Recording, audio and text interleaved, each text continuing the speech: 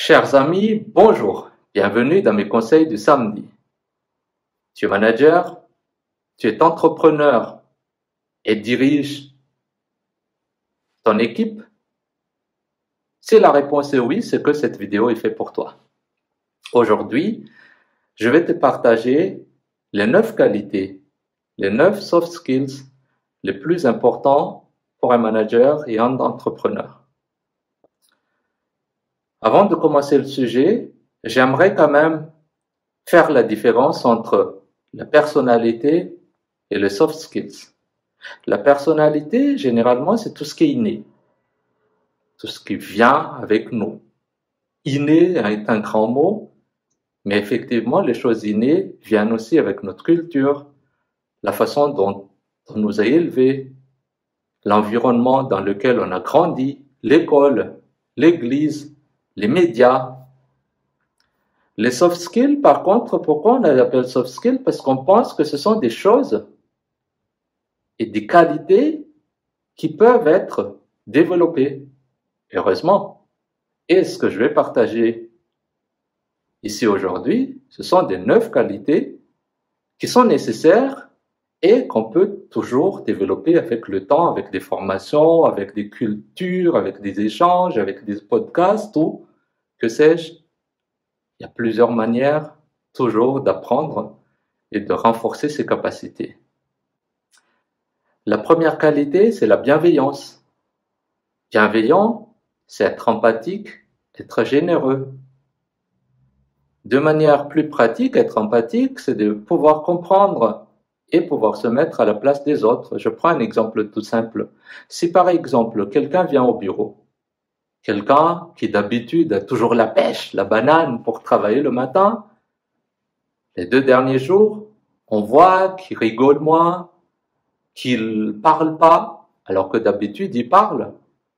C'est-à-dire qu'il y a quelque chose. En tant que manager, il faut prendre le temps d'aller vers lui, d'essayer de savoir est-ce qu'il va bien, est-ce qu'il y a un problème par rapport à lui, par rapport à son entourage, ses enfants, problème de séparation, problème de couple. Essayez de comprendre, essayez de se mettre à sa place. Donner des conseils. Bien évidemment, on ne va pas passer la journée avec lui.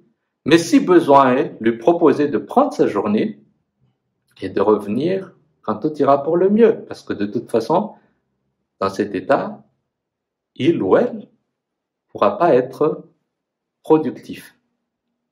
Être généreux. Ne pas se s'asseoir sur la loi, mais permettre une gestion et un management plus souple pour pouvoir gérer les hommes, les femmes y compris. Parce que quand on parle d'entreprise, on parle surtout des humains. C'est les humains qui font fonctionner, progresser, développer et créer de la performance dans chaque entreprise. Point 2, c'est avoir de la vision. C'est-à-dire que il faut toujours se rappeler de cette destination lointaine. On veut être le numéro 1 dans telle catégorie, dans tel domaine. Pour être le numéro 1, dans un premier temps, il faut être rentable quand on vient de commencer. Pour être rentable, il faut bosser, il faut pouvoir vendre, pouvoir produire, pouvoir satisfaire ses clients. Et ça, c'est ton discours de tous les jours auprès de ton équipe. C'est-à-dire que pour atteindre tel, on doit faire ceci.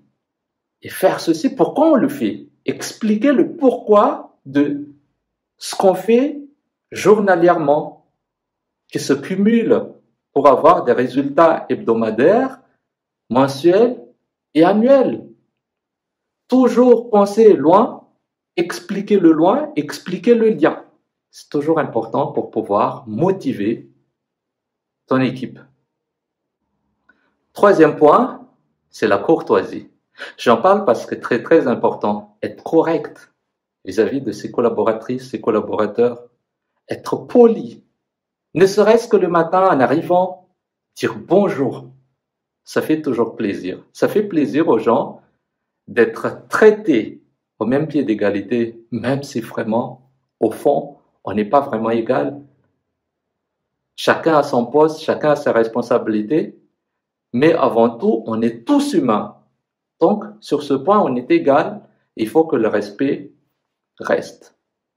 J'ai vu pas mal de chefs d'entreprise qui viennent et qui jettent juste leur veste en arrivant, qui laissent la voiture là et partir parce que quelqu'un va rentrer dedans et conduire ça dans le parking. Tout ça, il n'est pas nécessaire de dire que c'est pas avec ça qu'on fait évoluer une entreprise. Il faut avoir un peu d'humilité. Il faut développer ce respect envers les autres. Ce sont des collaborateurs, certes, mais ce ne sont pas des esclaves. Ce sont des humains. On a les mêmes valeurs. Donc, ce point 3 est très important à mes yeux. C'est pour ça que j'insiste un peu. Quatrième point, c'est la confiance en soi. Être confiant, ça vient avec le temps, l'expérience. Mais bien évidemment, parfois, quand on vient de commencer, on n'a pas d'expérience ni le temps. Mais cette confiance, c'est aussi être humble, savoir dire nos limites, savoir exprimer nos émotions. C'est très important pour l'équipe. On peut dire, par exemple, écoutez les gars, ce test, je l'ai jamais fait.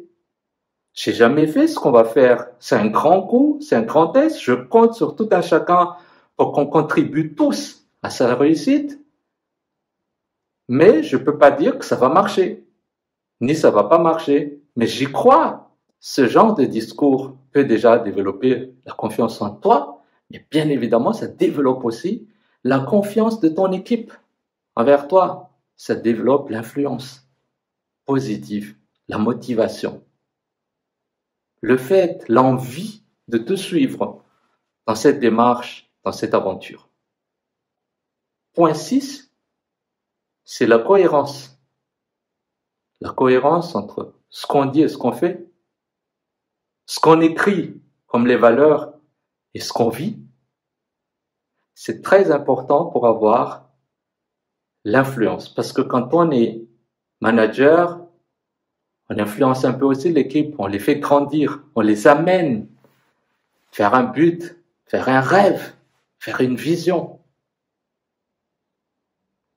Cette cohérence est très importante parce que si on ne dit pas ce qu'on fait, bien évidemment, comment veux-tu que les autres suivent ce que tu fais ou ce que tu dis si toi-même tu ne suis pas ce que tu dis?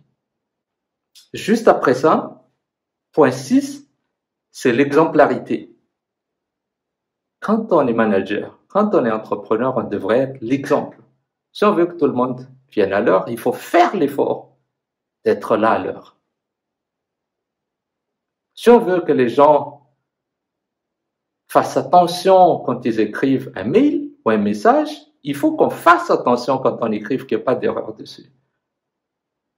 Si on veut que les autres soient propres, il faut qu'on soit propre aussi. Si on veut qu'ils s'impliquent davantage et qu'ils travaillent bien pendant des heures, il faut qu'on soit le modèle.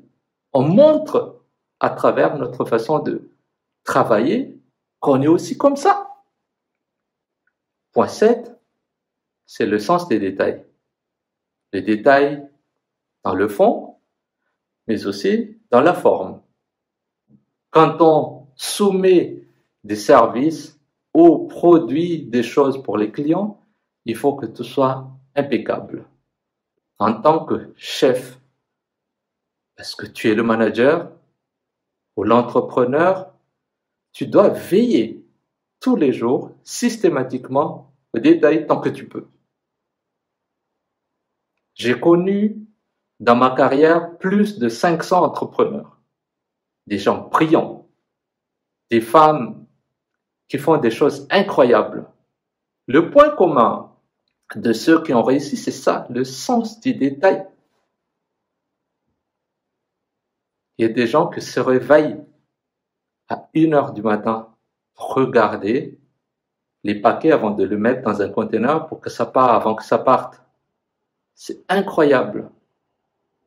Et c'était une grande leçon pour moi. Et je le vis aussi. Bon, mon équipe en témoignera si besoin. Mais le sens du détail, c'est très, très, très important pour chaque manager et chaque entrepreneur. Le point 8, en continuité de ça, c'est l'exigence. Exiger toujours le meilleur de chaque membre, de chaque fournisseur, de chaque partie prenante, soit de ton département si tu es manager ou de ton entreprise si tu es entrepreneur. Très important.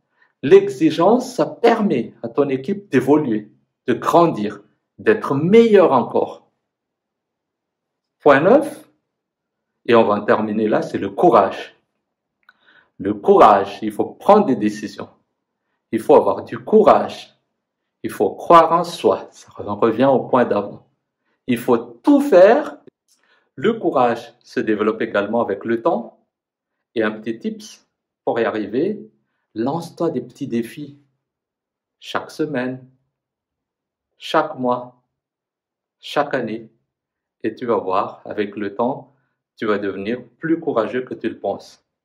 Tout est là, déjà là, mais il faut le réveiller. Réveille ton courage et avance-toi.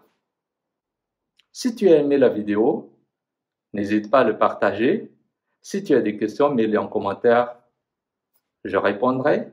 Mais sur ce, je te dis à ciao et on se donne rendez-vous la semaine prochaine. Au revoir.